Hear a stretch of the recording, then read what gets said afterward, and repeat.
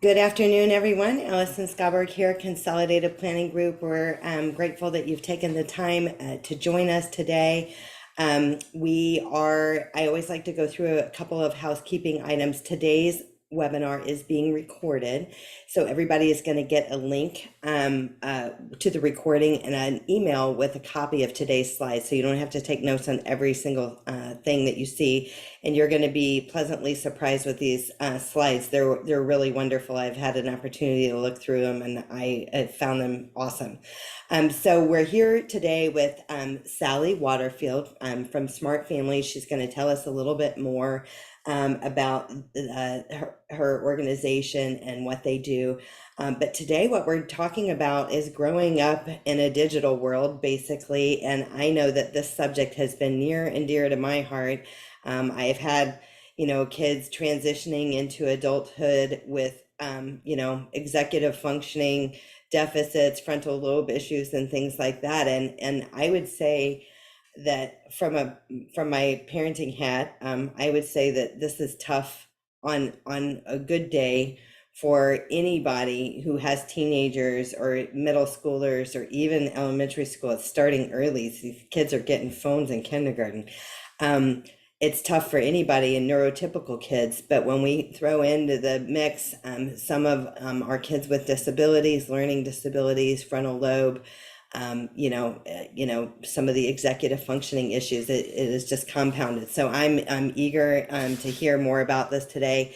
Consolidated Planning Group, if you guys are attending for the first time, we are certainly glad that you're here. There's some people that may be listening to us on podcasts, so this will be posted to podcasts later. And if anybody's listening to this on podcast and you'd like a copy of today's slides, just email us at contact@cpgcares.net. That's contact@cpgcares.net.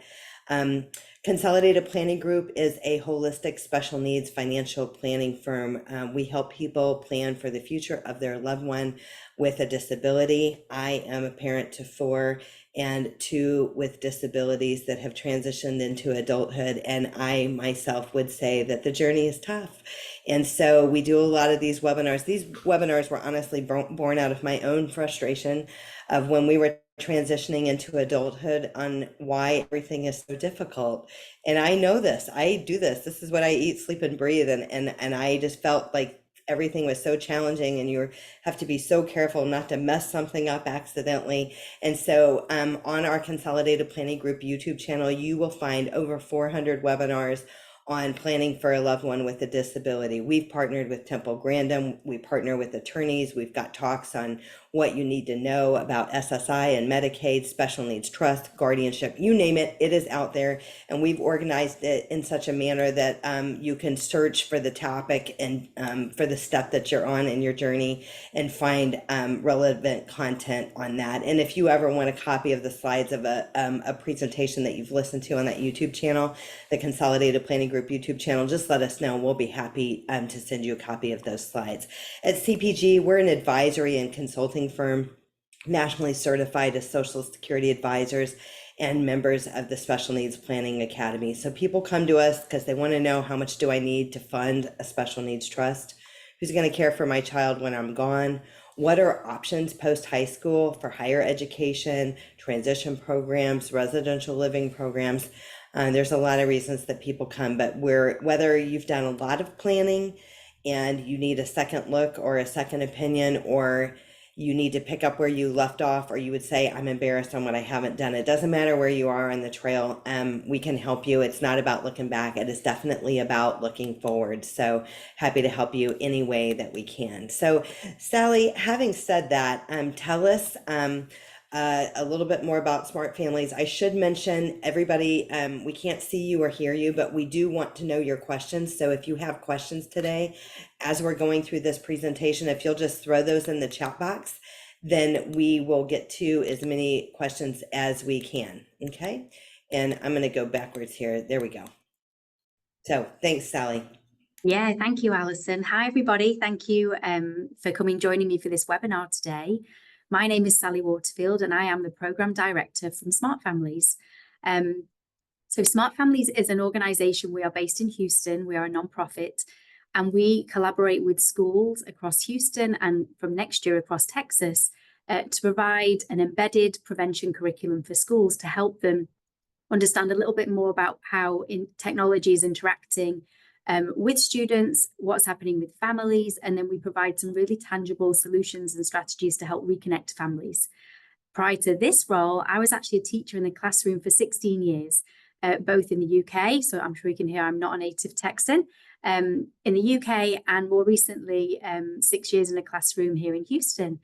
It was very interesting for me as a teacher watching just some trends and interesting things that were happening, not only with my parents of my students who were feeling very helpless and, very scared about, the behavior changes they were seeing in their children, but also with my students who were really struggling to focus. They were really struggling to grasp concepts. I'd seen a lot of emotional changes, a lot of behavioral changes. And this wasn't just post-COVID. So I know a lot of people will talk about post-COVID, but this was kind of happening pre-COVID.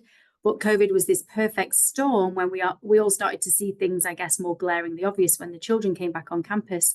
And so I really wanted to understand what it is that's happening. And I really, truly found technology was something that was affecting our children's brain development.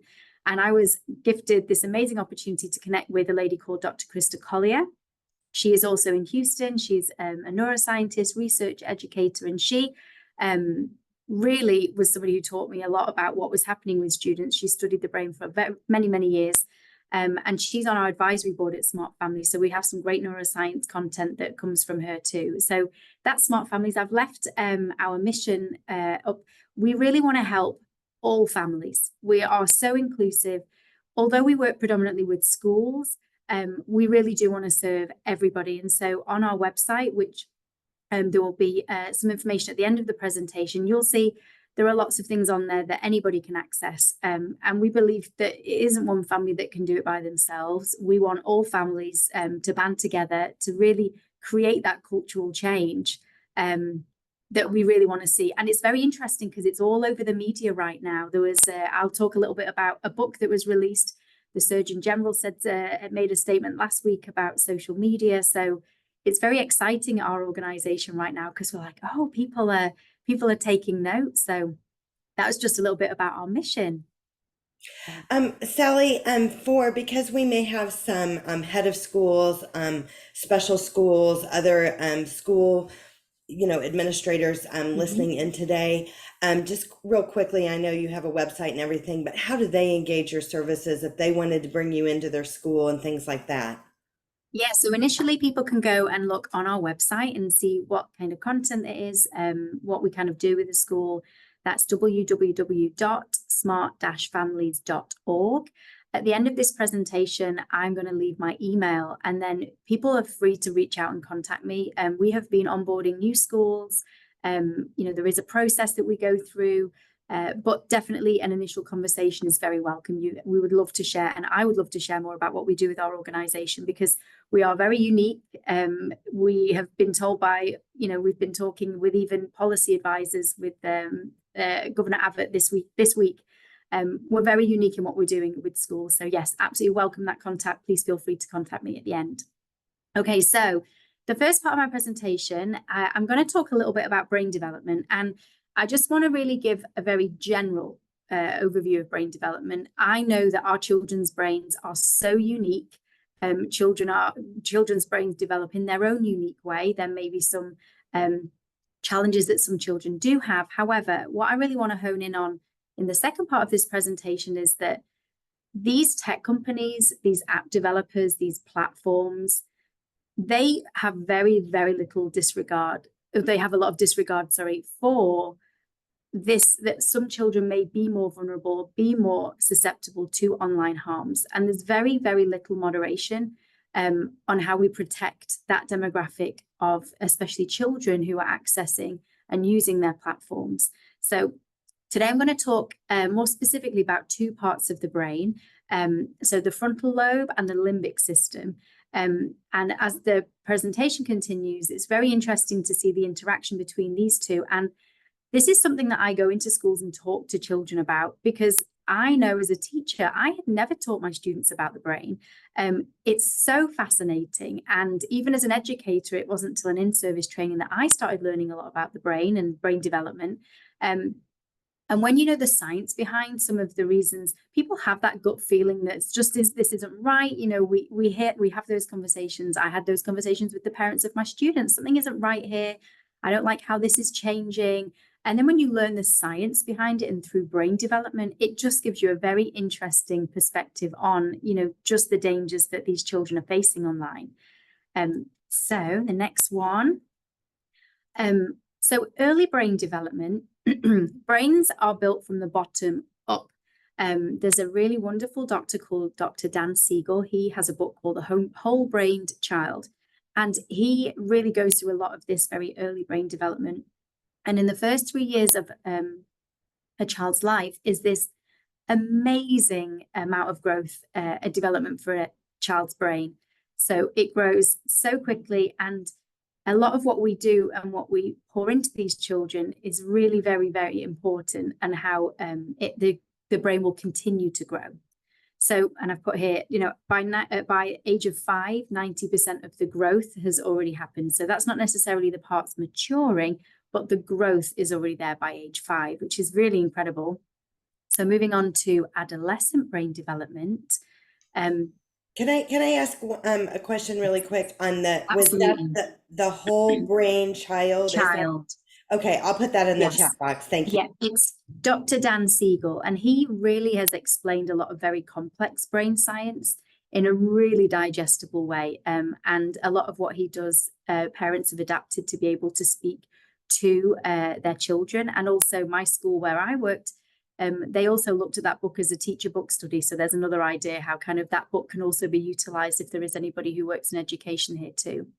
So there is going to be, so there's this initial early growth, birth to 3, and then scientists discovered that something really incredible was happening to the adolescent brain.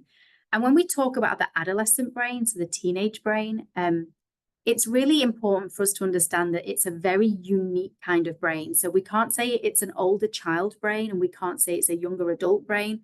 The adolescent brain is a very unique brain all by itself, and things happen at this time period that, you know, it just excels during this season of a child's life. So this, how I talked about brain development goes from bottom to top. It also develops from back to front.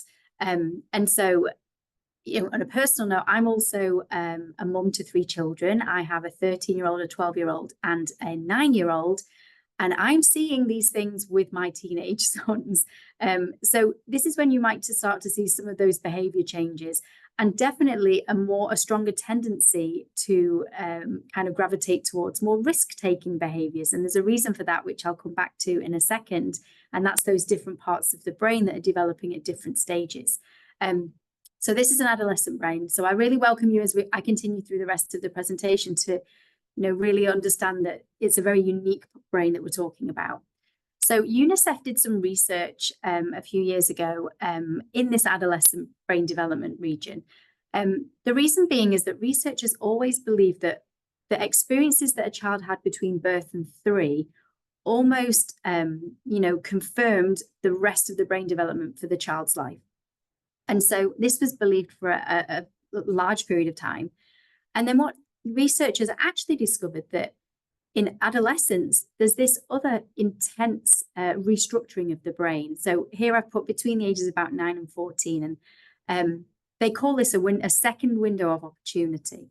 Now, again, what we pour into a child's life during this window of opportunity is so integral. And so it isn't necessarily that a child who has maybe experienced a lot of trauma in the first few years of their life, their brain isn't hardwired, you know, to just remain as it was then, that actually children's brains can restructure and rewire themselves during adolescence that can help give them more opportunities for growth.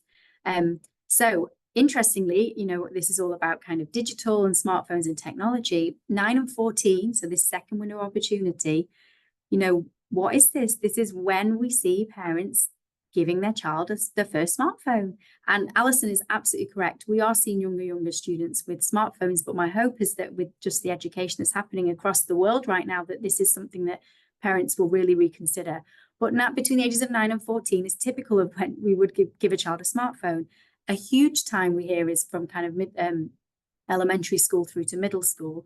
That's when parents feel like their child is getting more independent, so they need their smartphone so they're able to track them and find them. So just important as we start to really unpick some of the experiences that these children do have online, and then consider that all this rewiring and restructuring is happening, and how pivotal it is that we really safeguard our children in this age.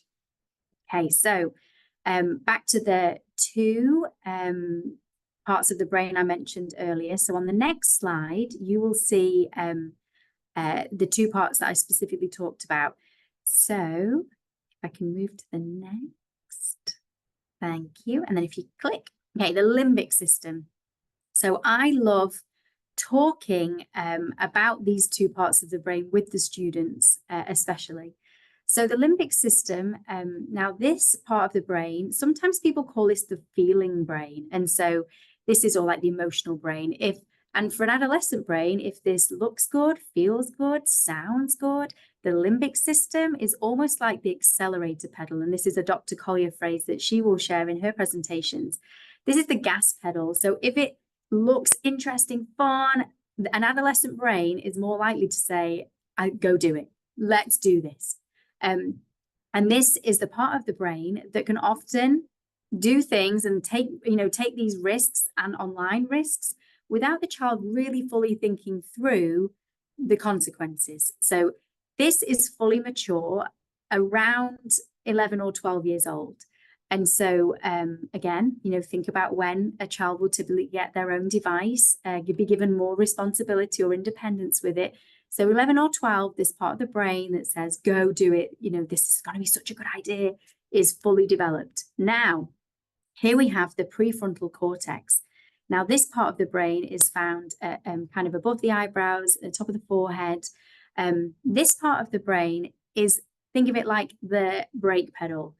This part is, hang on a second, this is the thinking brain. Is this a good idea? Am I going to get in trouble if I do this? Is there a consequence? Am I going to get hurt? Is somebody else going to get hurt? Now, this part of the brain, and this is so fascinating, and the children love this fact, this part of the brain is fully developed at 25. So we have this gas pedal, the one that says, do it. It looks so exciting and fun, about 11 or 12 years old. And then the part that catches up and says, oh, should we actually really be doing this, is 25 years old. So you can see there's a huge mismatch here, and a lot of learning and growth needs to happen, structured and supported by adult involvement, just to make sure that child stays on the healthiest track. So on the next slide.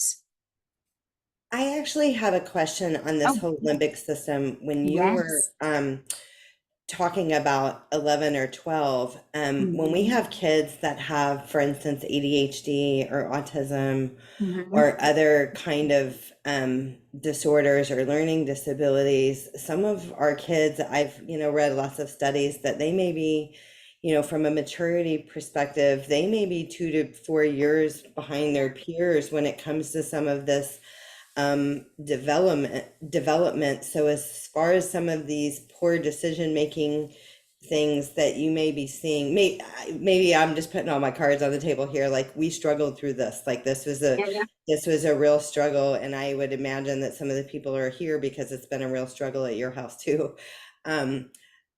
Yeah, we were years behind, so you would think, and so I don't know, what would you say about that? Well, on the next slide, I was actually going to just touch on that exact thing, Alison, because like, as I say at the beginning, this is just a general overview of brain development, and children's brains are absolutely developing in their own unique ways. And so when we think about the prefrontal cortex, and maybe there are instances where, parents are seeing behaviors that, like a few years behind what maybe would be seen in typical children their same age. One of the things that I heard a lot from my parents as a teacher with my students is really when we consider these executive function skills. And this has been a word that a lot of people have been talking about the last few years. So these executive function skills, these are found in the prefrontal cortex. And so these are like the highest cognitive and emotional control networks. And so remember, these are going to be fully developed around 25. That's when researchers typically would say. But what's kind of been happening now, and what we're seeing more and more of, is the scientific term is, they would say, it's like arrested development. So that is where a child is experiencing those delays. So on the screen, you can see I've kind of separated them into kind of list of executive function skills that you would typically see in birth, middle, elementary school, and then the ones that you would expect to see more of in middle, high school. But all of these are shifting. So it's, some of these ones in middle and high school are actually kind of being more arrested with the development consideration, and they're becoming more into the birth and elementary middle school. I was seeing this in my classroom. I was recognizing that a lot of what my students were struggling with was being able to like master and use these executive function skills. And so it's just kind of, I guess, a hot topic right now. Lots of people are talking about this, and children aren't born with these, they're born with the capacity to develop these. And so it's having them modeled, having the opportunity to be able to practice using them. They're the things that will grow those stronger networks to make, and I know in Houston especially, there are even places that have started organizations who specifically will coach executive function skills. So these are kind of coaches, not just for the academics now, but people are really starting to see that this is something that children are not, are struggling with. And a component of that from smart families is, we recognize that technology, the amount of time children are spending on technology is definitely one of the components to why children are not being able to develop these in the way that, we may have seen in the past. I often say that these list of skills in the birth, elementary, middle, these are the skills that you really want children to learn to be able to like put their shoes on in the morning, be able to get out of the house and remember the homework. But the ones in middle, high school, like they're the ones, that children really have to learn to help themselves become more independent in the world. And so, yes, it's definitely an area. And, I personally see an interaction between technology and children developing these skills. Does that answer your question, Yes, Alison? and I'm just looking at that list, the birth, elementary, middle, like thinking about task initiation, working Mhm. memory, organization, planning, and prioritizing. I also lead the support group for ADHD parents, for kids with ADHD, and a lot of our kids struggle in those areas, where like a parent might say, well, I'm having to sit with them to do their homework, and they're way past the age that I should be doing that with some of these kids with the executive functioning and things. But that, to me, that is a sign that if they're struggling in some of those areas, that they really may not be able to handle the power in their hand with a phone. That if they're struggling on some of those daily tasks that they're doing all the time, and like I said, it was an ongoing issue for sure. But that's interesting. And especially things like impulse control. What we hear a lot of with our organization is these children on platforms like Discord, maybe they're in the chat room in a Fortnite, like setting. And these children say things that get back to parents who are, think, oh my gosh, my child would never have said that. But, in a setting, there's definitely a culture of trash talking online in gaming situations, especially. And so with these executive function skills, still developing, children don't always have the impulse control to not be part of this bigger culture online, and then may find themselves in situations, and we see that unfortunately a lot, in where we kind of work. And that's what parents report back to us, that these children are saying these things and doing these things. And a lot of it, what we recognize is this executive functioning as well. So just, really.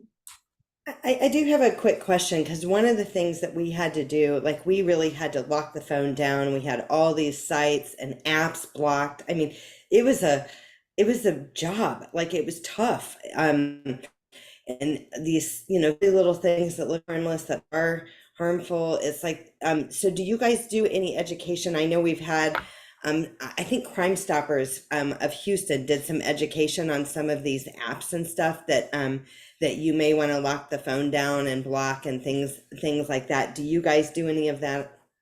We do. And so we go all within different schools, and we hear, I'm also a parent. I know my children tell me things, and, they're almost like my insiders, because my children will tell me a lot of what they're hearing, and, friends are maybe playing. But yes, we recognize part of one of our roles is to support parents, in one, educating, but then also offering some kind of help and structure to, safeguard children. So a colleague of mine, he hosts regular webinars where he will share how to lock down certain things on devices. We have information about, alternatives to smartphones. There are some amazing alternatives now. They're called dumb phones. Bark, which I know you just mentioned, they have their own phone now, not just the software.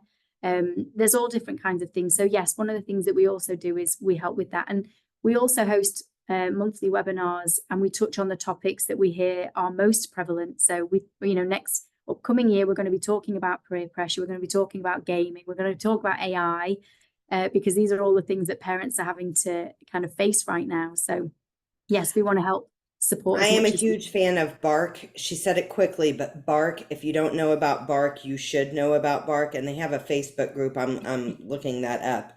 I think it's Parents in a Digital World, I think is what it is. And I will also, if any parents do kind of venture onto that Facebook group, because I'm part of that group too, it can be extremely scary reading some of these, it's all personal testimonies of people who are walking through things.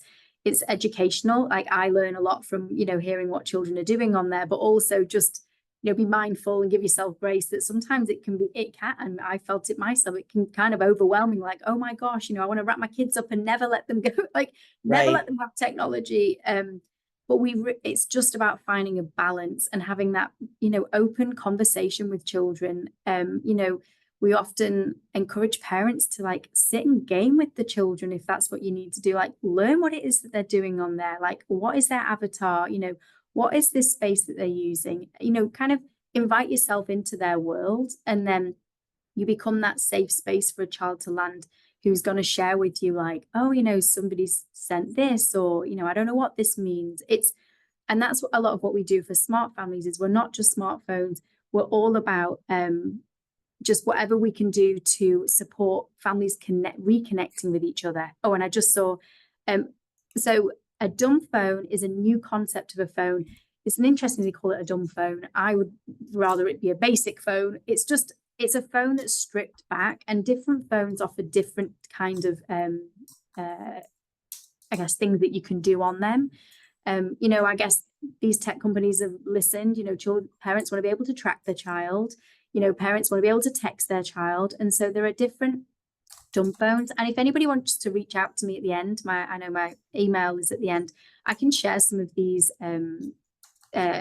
sites with you, and different phones that are, but yeah, the concept is that for those parents who really feel like their child does need a phone, at Smart Families, we are in line with, a smartphone is for children, delay as much as you can, but definitely after middle school, especially because of this window of opportunity that we know with children's brains are developing so rapidly. And, it's so important that we safeguard them then.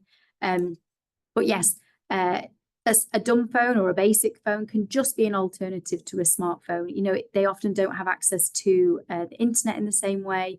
You can actually set limits, you can make sure they can't access things. And Apple do have their own kind of screen time. But unfortunately, it takes a quick search on YouTube to find videos and videos of kids who are sharing with other kids how you get around certain devices. So the Bark phone is incredible because that is kind of super locked, and there's not a lot of loopholes around them. But children being children, this limbic system that's kind of pushing them to go, they will try and find ways. And when I go into schools, these students are very, very forthcoming with telling me how, they learn about VPNs to overcome something. And so, yeah, so smartphones,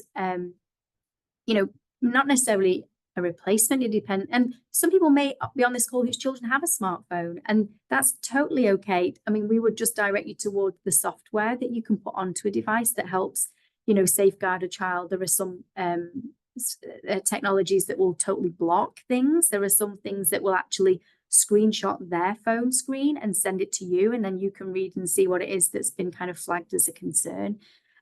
But there's definitely movement now with tech industries starting to develop alternatives to maybe not replacements, but alternatives. And maybe we want parents to train their children to use devices. I mean, that's something that we really rarely see now, is the training part. So yeah, sorry, I went off on a little bit of a tangent, but yes, Smart Families is definitely a place we can help with that.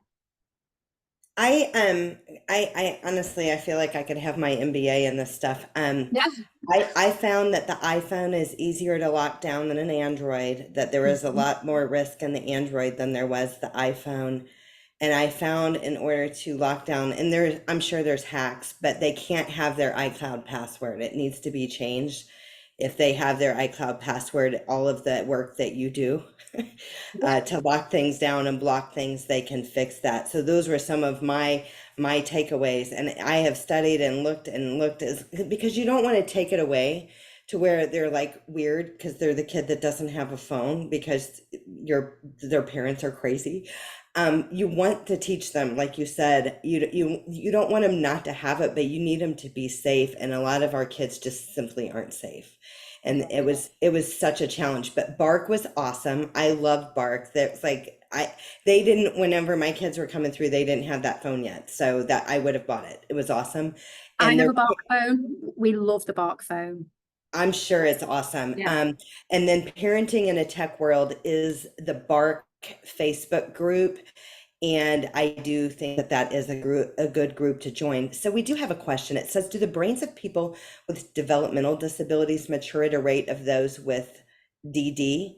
If there is a slower rate of brain development, is that why our population struggles so much? So I will, this is not I am giving a very generalized. And so any kind of more specific questions with regards to kind of brain development, I would love to be able to provide that kind of information, having, researched and spoken to other people. We have, like I say, Dr. Collier is on our board. She's probably someone who is more qualified to answer more specifically that question. Like, I love the question. I just don't want to put myself in a position of maybe saying anything, without having researched it myself. I'm always, I like to make sure that what I'm saying is, accurate and true. But I guess what I do recognize is the uniqueness of children's brains. And, having been in a classroom with students of all different abilities.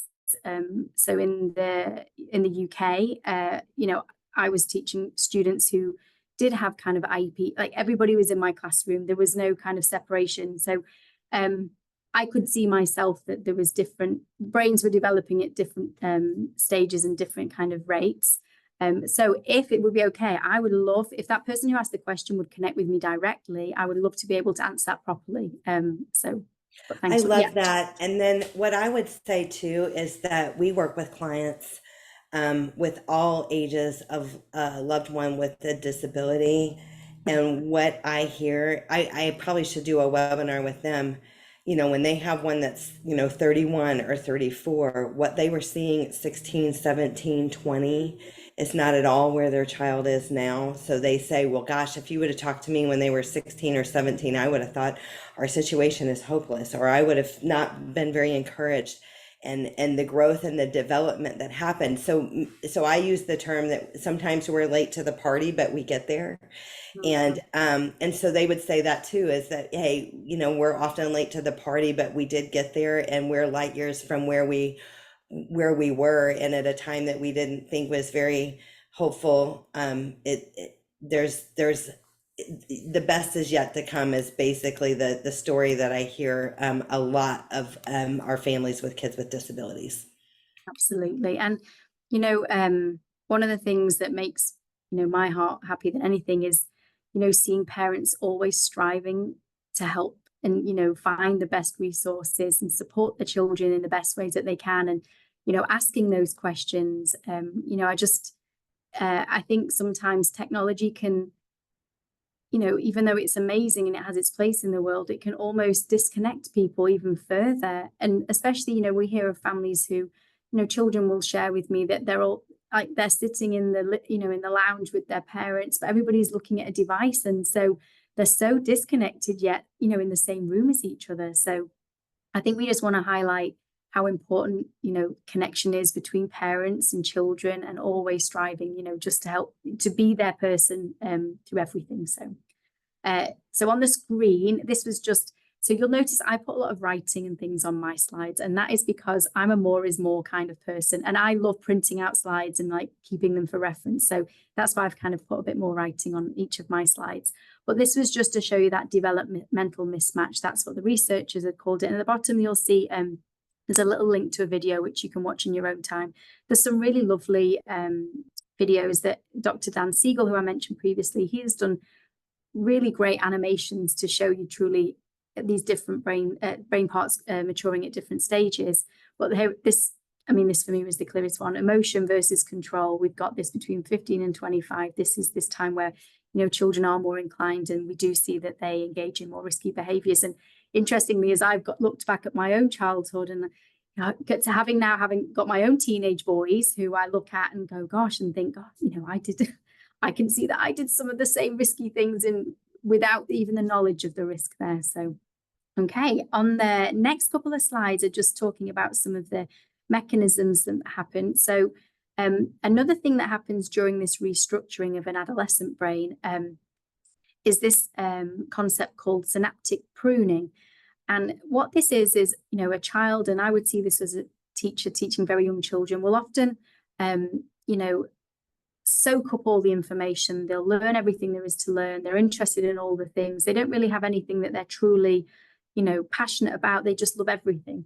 You know, they're inquisitive and they're curious. And what that does is they grow these dendrites, which are these connectors between the different brain cells or the neurons. Now, what happens around adolescence is the brain wants to become more streamlined. I love the thought of kind of going from a grassy path to a superhighway. And so the brain will start to prune back. So imagine like a tree with all the branches. The brain will prune back any of the connections that are not being used. And that's another kind of really interesting fact is, so a child has had all of these growing kind of connections, and then they get pruned back. And that's when you start to see the wrinkles in the brain. So these are the good wrinkles, but that's what's happening. It's the pruning back. It doesn't have as many anymore, and the connections are becoming stronger. So this is called synaptic pruning. And on the next slide, this may be something that people are more familiar with, is the use it or lose it principle. So that is synaptic pruning, which I've just mentioned. So the things that get used the most, they get the stronger connections. The things that aren't being used anymore, those skills, or, you know, they get pruned away. And so you see that children maybe do start to become more interested in certain, you know, sports, or, you know, maybe other things. However, you know, I would also challenge that what we do is we pour into the children and we give them the opportunities to use the parts of their brain that are going to serve them best, you know, throughout the rest of their lives. Often I will say to the students, you know, if you are playing on Fortnite for 5 hours a night, you know, you're using those parts of your brain they're the parts that will get stronger, and you'll build those connections. And you want to make sure that the children aren't losing the connections of the things and the skills, like these executive function skills. We want to give these children the opportunities to do that. And then on the next slide, an extension of that is kind of this neuroplasticity. Sometimes you may hear if it fires together, it wires together. And this is just this incredible you know, mechanism of the brain. So it creates these new pathways, modifies existing ones in response to behavioral, environmental, and neural changes. Now, this is partly why, you know, an adult may be trying to, you know, learn a language in, you know, their mid-40s. Well, they'll be able to do it. There's neuroplasticity. It isn't just something that is solely about adolescence, but in this restructuring of an adolescent brain is when neuroplasticity is really prominent. And that's why, you know, they are able to learn the languages much faster. So that's neuroplasticity. Next part I want to touch on is dopamine. And dopamine is something that, kind of in the world right now, a lot of people are talking about. I see a lot of this, out there in social media and research papers. So dopamine is a naturally occurring chemical. And when I ask people, what do you think, what is it dopamine does? I hear, it's the feel-good chemical, or it's the pleasure chemical. And it's also a lot to do with motivation.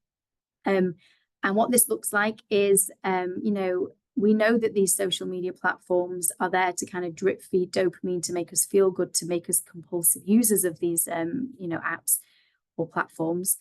But what actually starts to happen is that I'm going to speak personally here. So I sometimes might come home from a long day at work and sit on my sofa and say, okay, I'm just going to watch a few of videos. I'm going to scroll a little bit, and then I'll go make dinner.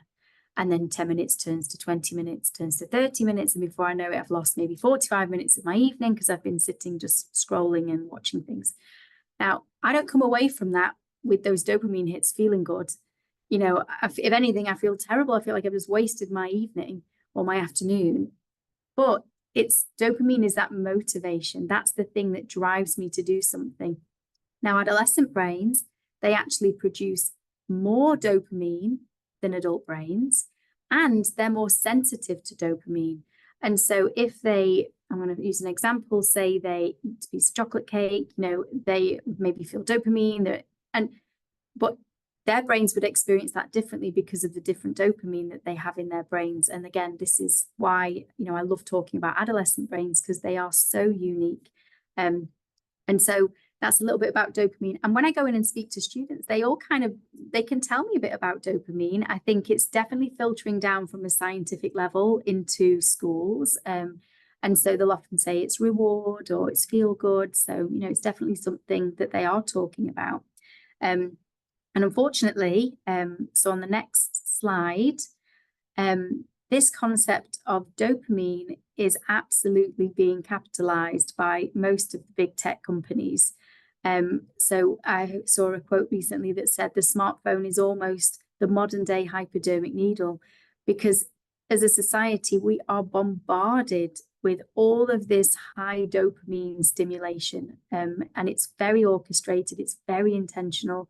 And so we're just left constantly craving more. But an adolescent who has got, this growing brain, who's more susceptible and sensitive to dopamine, it's hard sometimes to know how to protect them from these companies who are, intentionally making very, very addictive apps. Here's a thing that, really struck a chord with me, that, often parents will feel like they have to give their child a smartphone to keep them safe, but we're learning that the truth is very, very different. And in the later part of this presentation, I'll kind of give some stats on what children are actually being exposed to and what they are seeing when they've got smartphones. So yes, it's very, very concerning. And then on to the next slide. This is a very controversial topic. So this is a gentleman who began his career. His name is Ramsey Brown. He began his career as a neuroscientist studying brains, studying dopamine, and was very interested in, how they can manipulate dopamine levels in brains. And so what he did, he had an organization called Dopamine Labs. This was out in California. And they studied it and then sold what they knew about dopamine, and they sold all this information and data to the tech companies. So the tech companies knew exactly which things and which kind of workings of an app or workings of a game would actually increase dopamine. And then they knew they were the things that they had to put more of that into the game or into the platform. So they were studying things to do with dopamine during things like gambling. And they would then choose those gambling techniques and integrate them into the apps and the games to make people more addicted to them. So Dopamine Labs got rebought out many, many times. It's very controversial. This isn't the only person who was doing this. Unfortunately, there have been researchers and scientists who study children, and they hook them up to, oxygen measurements and, heart monitors to see what it is that, it triggers this dopamine or triggers this emotional response. And then they're the things that they put more in. So it's no longer called Dopamine Labs. I think it maybe got bought out 3 or 4 times, But definitely, what people know about dopamine isn't always being used for good. It's being used to, filter into these apps and platforms, which, is really quite scary to think how intentional they're working. And you've mentioned Fortnite a couple times and gaming, and I know that we've had clients over the years and friends too, that had teenagers with gaming addictions. That's a real thing. Like there Yeah, is treatment for gaming addictions in adolescence. It's not just adults gambling or something like that. So that is definitely a real thing. I had girls and they weren't that into gaming. I know that a lot of the guys are. So but that is definitely a real thing. So I'm glad that you brought that up. and we typically see, in schools and in adolescents now, girls are more kind of gravitating towards social media, and the boys, it's more gravitating towards gaming, especially at middle school level, is what we typically see. But yes, and things like Fortnite are incredible. They are never-ending games. There's never a conclusion to some of them. They just keep going and going and going. So, and children's growing brains can't discern that, and so they just want to keep going and going and getting those dopamine hits. But it's also true for the girls in the social media too, Mhm. and how they're getting wrapped up, and also the just the lack of self-worth and all of the other things and perpetual. There's so much bad stuff that's going on there that's keeping them all upset, and anxiety on the Absolutely. rise, depression, self-harm, some of these Yeah, other things, and this fear of missing out, watching everybody post all this fabulous stuff on their socials and stuff like that, and then they start feeling like they don't measure up. It's tough. It's really tough. absolutely. And some of the algorithms, so these computer coding that's AI generated. So for a girl who joins, say, Instagram at 13, an algorithm is set to push beauty products at them. And I go in and speak to students, I go and speak to middle school girls, and I say, hey, who here has heard of Drunk Elephant? And they all go, because it's one of the things at TikTok, very cute packaging, it's targeted, it's pushed towards the girls. And I spoke to a lady who works at a very well-known skincare establishment in Houston, and she shared with me that she said, I wish somebody would sue TikTok because they have had so many girls coming into their stores buying these Drunk Elephant products with these anti-aging chemicals in that are so, so strong, like way too strong for 11, 12-year-old girls' skin. And she said, I have seen so many with permanent skin damage.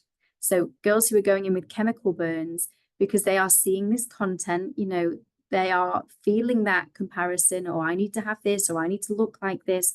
And so they are feeling compelled to go and purchase these products that, and again, without the prefrontal cortex that's there to kind of think about risk or, is there any danger to this? They are doing these things. And parents, unfortunately, I put a slide at the end, parents unfortunately underestimate kind of what these children are absorbing. And, it really is challenging their self-worth and their value. And, they think they have to have all of the same things. So it's really, really, it can get very emotional when I speak to a lot of these children and find out what it is that they're constantly having to, deal with and trying to get through. And so this on the screen is just, this can be something you can read. I won't talk too much about it, but this is an example of what the scientists who study dopamine look at. This was based on B.F. Skinner, was a very, very famous psychologist who they studied this in animals. And so a lot of these tech companies use these compulsion loops, is the term for them, and they put them into the apps and games to make children very addicted to them. So I just wanted to talk a little bit about that. You feel free to, read a bit more.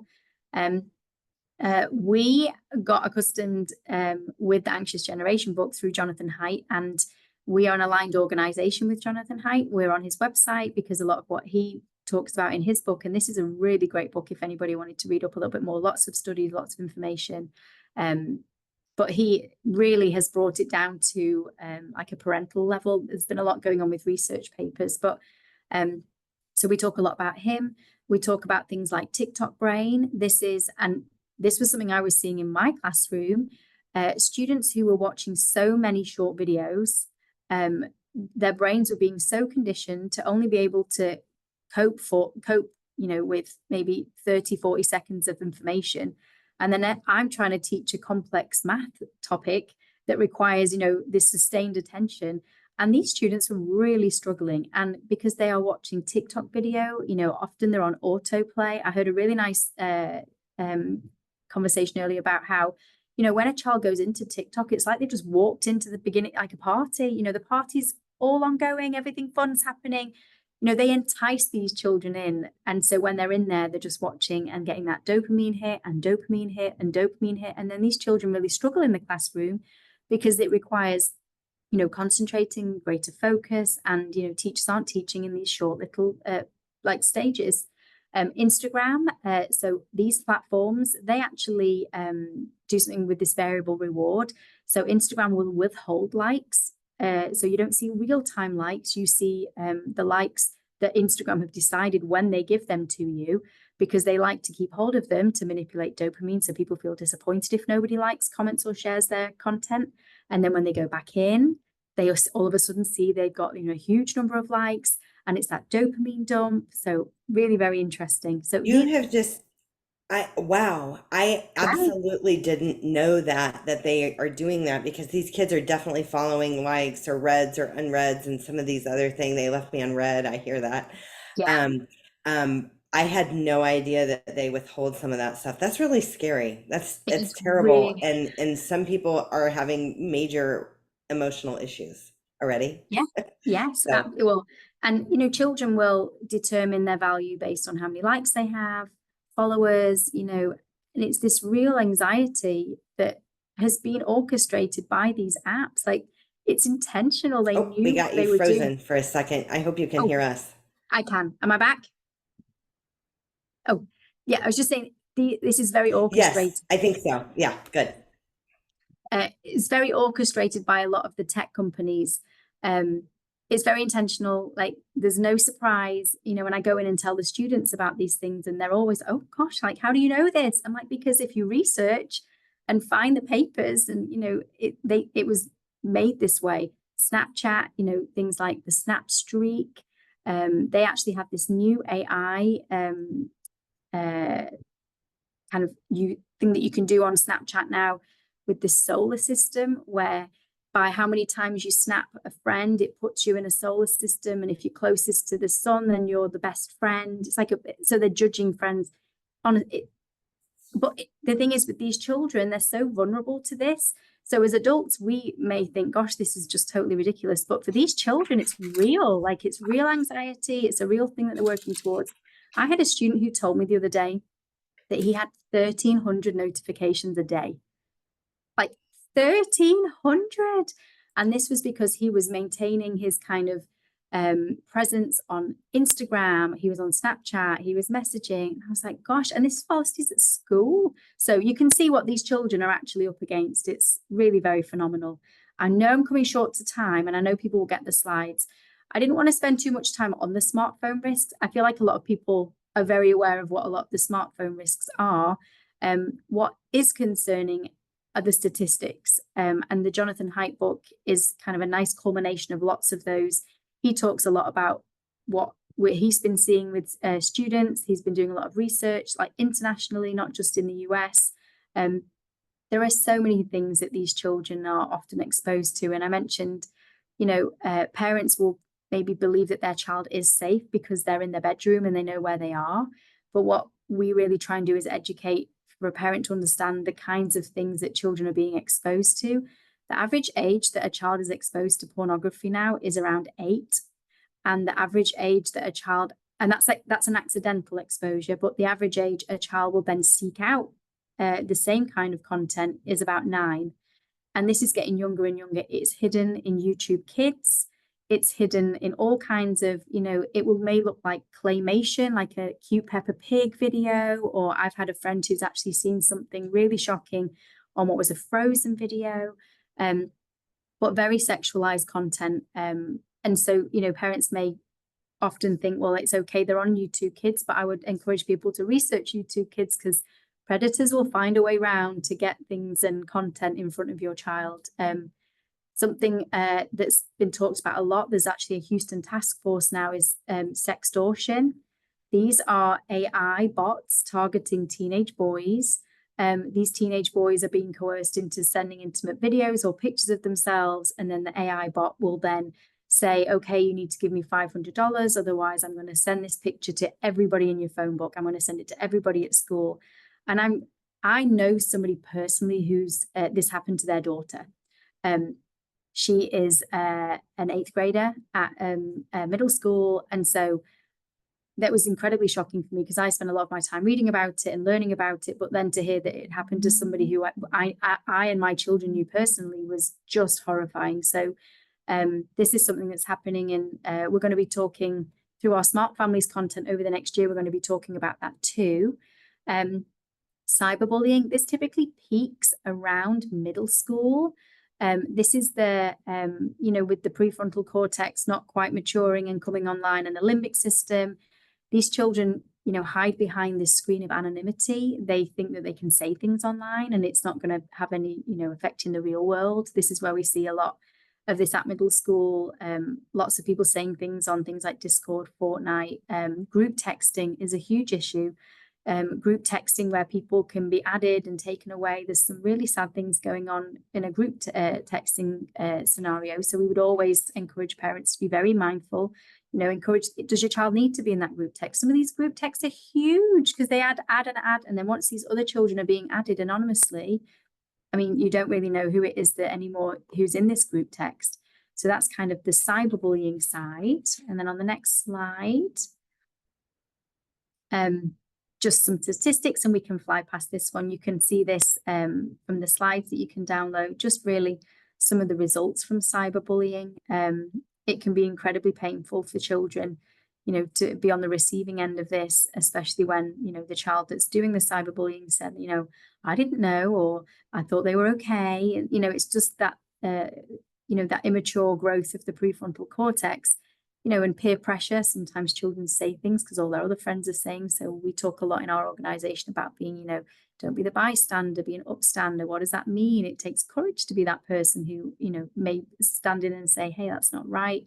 And also teaching kids the tools, teaching them the refusal skills. Like, how do you say no? Role play that with your child.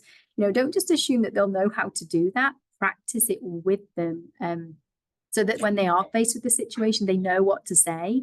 And I also think too, Bark will show you that sadly, sometimes it's your kid that's the bully, that they need some guidance, and that way it's maybe they're being bullied, but maybe your kid's being the bully. And Yeah. and recognizing that and nipping those things, and seeing that, I think Bark helps let you know if there's kind of crazy talk coming out of your kid that maybe shouldn't. And back to Bark, they're looking at vulgarity, they're looking at drug use, sexual content, bullying. I mean, all of your pinpoints, your sticking points are their sticking points. And that's what makes those so good. They'll notify you, because nobody could possibly keep up with 1,300 notifications a day and have a full-time job and be a parent and all the other things. But that's why Bark just brings your attention to the details that matter the most, the ones that you might need to address with your kids. A personal story. So we have the Bark, before the Bark phone, we had Bark software on an iPad. And one of my son's friends had sent a text with a cuss word in. And my son's response was, dude, my mum can read this. And then I got the screenshot and got it sent to me. And I was like, yeah, that's a win, because my kids know, I trust your intentions, but I don't trust the part of your brain that's not fully developed yet. And so you're going to encounter these situations. And it's, part of me being your prefrontal cortex is that I am going to monitor things that are incoming, not just outgoing. Like, I need to protect you. This is just about unrestricted access to your children, about those predators who are gaining access to children. Like, please don't allow devices in bedrooms. Often some of the scariest things that happen where children don't feel like they have any options or any avenues for help is when, parents have gone to bed and they are in the bedroom, and maybe they are messaging back into, somebody's threatening them, they're receiving something. And it's when they feel more isolated and less likely to go and seek help. Also, just very concerning that how many people, young children, actually do talk to people on social media or, chat rooms. And then the alarming statistic of the children who actually then do go and meet them. I know of, she was a head teacher in the UK. This is a principal of an elementary school. And they had a student who was groomed on Roblox. She was a 5th grader, and she actually left school, got on a bus, and went to meet this person. And thankfully, there was it was a successful end, and there was an intervention. But it really does happen. It's not just these scary stories we hear in the news. Like, it happens, around us a lot more than people, I think, sometimes realize. And please let me know about time, Alison. I know I'm not sure if we have a hard stop. I can just flick through these, or I can leave people to look through them on the slide. We're kind of out of time for today, so if you can hit the highlights. I know that this has been very good, and like I said, near and dear to my heart. Definitely went through a lot of this. So help us hit the highlights on this, and then we'll wrap up for today. Absolutely. So something that was very interesting to me in the classroom was this concept, which is a new concept, which is sensory deficit. And there's a lot of information coming out now about what sensory deficit is. This is because children are not having developed vestibular systems in the same way that they were many years ago, when they were swinging and rolling and twirling. And so that can cause some issues in the classroom with the children who are fidgety and who find it hard to focus. I would notice children who couldn't track from the board and so this sensory deficit is getting a lot of momentum. A lot of people are starting to research that, and it's just very interesting with the interaction between technology. So kind of social skills. And then I can skip past the mental health. Feel free to read these. I think everybody knows it's, extremely concerning. This is the vestibular system. And I'll just finish by kind of, I know I've probably talked about a lot of doom and gloom and think, oh my goodness, there are amazing resources out there. I would point, we have things available on Smart Families. There is Screen Strong, an incredible resource. They have lots of information available. Protect Young Eyes, there's Parents That Fight. There are lots of organizations. This QR code will take you to our webpage. We have newsletters that you can download. We do monthly webinars, which are open enrollment. So you can sign up for to get notifications and emails from our website, and we will let you know when we're doing webinars. They happen every month. We have those ones where we show you, Bark phones, and we'll show you how to lock down devices. We have those there too. You can email me, ask questions. We just want to be here to help in the best way that we can. So I know I've kind of flown through all of this. This is my bread. This is the thing that I can talk about all day long too. So you can see my email on the screen. I just want to thank everybody for taking, their lunch to come and listen to this presentation. And then if my last, I guess, final piece is, just keep the communication going. It can feel very uncomfortable for parents to have these hard conversations, especially if you were if your parents didn't have them with you. It can be really hard to have those conversations, but these children need to have these conversations. You are the best person to have them with them. So thank you all very much, and thank you, Alison, for having me on. I love the information that you have provided, and the guidance on how to lock these phones down is good. And you guys will need it. It is challenging, even for the smartest of folks. It's tough. And getting a list, whether it's from Smart Families or Crime Stoppers, getting that list of those apps that you should watch out for. New ones are popping up every day. You might think you have a good hold on it, and next week you don't. It's crazy. So getting a hold of those and kind of knowing what those are will be really, really helpful. But thank you, Sally. We're going to do this again. It was wonderful. Thanks for being with us here today. Everybody is going to get a copy of today's slides and a link to the recording, and it'll have her contact information. It'll also have her QR code and our QR code for scheduling an initial appointment. It'll also have a link for any upcoming webinars and topics that we have coming up over the next couple of months. So thanks everyone for being here today. Certainly our pleasure, Sally. Thank you. I love your passion, and we'll look forward to partnering with you again soon. Wonderful. Thank you, everybody. Thank you, Alison. Take care. Bye now.